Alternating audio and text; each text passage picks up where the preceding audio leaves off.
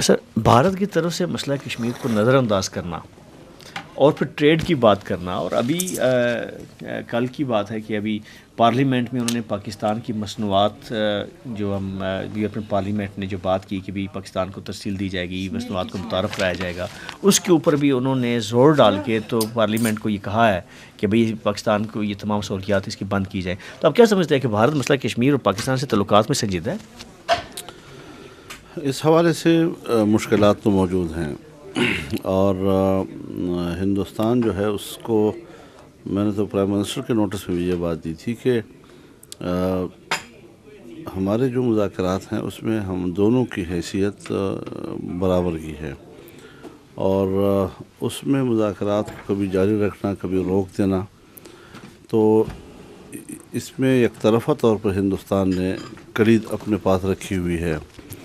تو ظاہر ہے جی کہ یہ صورتحال اگر پاکستان کی طرف سے بھی پیدا ہو گئی تو پھر تو یہ جو مذاکرات اور ڈائلاگ کا مسئلہ ہے بے معنی ہو جائے گا. تو ہماری تو ہمیشہ یہ دلچسپی رہی ہے کہ ہم کھلے دل کے ساتھ بات کریں، اور ٹریڈ کا جو مسئلہ ہے یہ تو جو ہمارے ماہرین ہیں وہی ان کے ساتھ بیٹھ کر یہ سارے معاملات طے کر سکتے ہیں، اور اس کو سیاسی مسئلہ بنانے کی بجائے دو طرفہ جو ضرورتیں ہیں اور دو طرفہ مفادات ہیں اسی کو سامنے رکھتے ہوئے ماہرین جو ہے اس حوالے سے گفتگو کریں اور معاملات کو طے کریں. آپ کے دورہ سے پاکستان اور بالخصوص اسلام کے درمیان جو یورپ کے درمیان جو تضاد ایک پایا جاتا ہے، ان کے درمیان تھوڑے سے مسائل جو شکار ہیں، تو کیا سمجھتے ہیں کہ یہ دوریاں بھی دور ہوں گی؟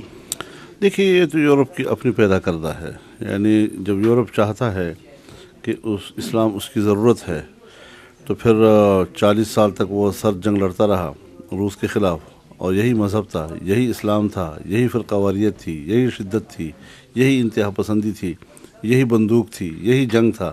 اس کو جہاد مقدس بھی کہتے تھے اور ان کو پیار بھی دیتے تھے. آج ان کی ترجیحات تبدیل ہو گئی ہیں، تو یہ کوئی ایسا مسئلہ نہیں ہے کہ جو یہ کہیں ان کے ہاں خدا نخواستہ پیدا ہو گیا ہے اور اب وہ اس کا حل چاہتے ہیں. یہ لوگ خود یہ مسائل پیدا کرتے ہیں اور انٹینشنلی پیدا کرتے ہیں، اور پھر اس کو ایک مسئلہ بنا کر ہمیں الجھا دیتے ہیں ان معاملات میں، اور ہم ان کی ٹرمینالوجی پہ چلتے ہیں، جی ان کی پچ پہ ہم لوگ پھر اپنی سیاست کرتے ہیں. آپ سمجھتے ہیں کہ ایسے دورے جو ہیں وہ جاری رہنے چاہیے کمیٹی کے بھی؟ اور بات چیت جاری رہنی چاہیے، لیکن کبھی بھی اپنے آپ کو ہم نے معذرت خواہانہ یا دفاعی پوزیشن پہ نہیں رکھنا. ہم بہت معقول اور انتہائی پاک اور مقدس مذہب اور دین رکھتے ہیں، اور ہم کسی دوسرے مذہب سے لڑتے نہیں ہیں. ہم دوسرے مذاہب اور ان کے انبیاء پر ایمان رکھتے ہیں. ہم تو اقرار والے لوگ ہیں، تو اقرار والا کبھی فساد کا سبب نہیں بنتا، ہمیشہ انکار والا فساد کا سبب بنتا ہے. ٹھیک ہے سر، یہ بس اس سے ہٹ کے کشمیر سے ہٹ کے ایک سوال ہے کہ پاکستان میں حکومت کو مضبوط کرنے کے لیے دوسری پارٹیوں کو دعوت دی جا رہی ہے، یہ جمہوریت کو مضبوط کرنے کے لیے؟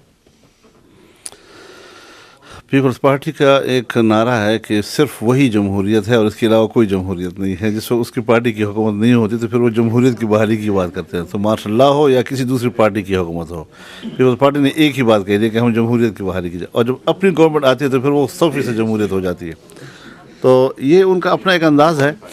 باقی جمہوریت ایک سسٹم ہے، ایک نظام ہے جس میں عوام جس کو منتخب کرے وہی لوگ حکومت کریں گے، اسی کو جمہوریت کہا جائے گا.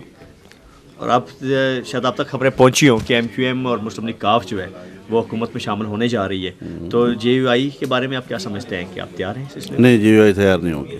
یہ کبھی حکومت میں نہیں آئے گی؟ نہیں آئے گی، ہم نہیں جائیں گے حکومت میں. ٹھیک ہے جی، بہت مہربانی، تھینک یو.